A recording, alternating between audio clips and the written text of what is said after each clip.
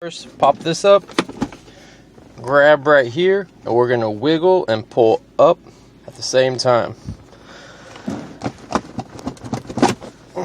Just like that. Put this here.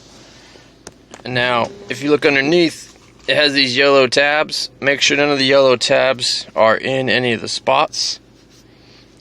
Okay, I don't see any. They're all stuck on there. Good. Here's my new one. The part number. I guess it's called a garnish console, or console garnish. Go ahead and open this up. And this is from a factory Toyota one. Beautiful. Nice and smells like a new car.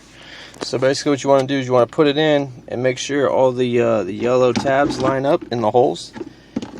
Make sure those are all lined up real good, and then just gently push it in. There you go. And you could kind of do a little hammer fist, a little baby hammer fist to make it get in there good.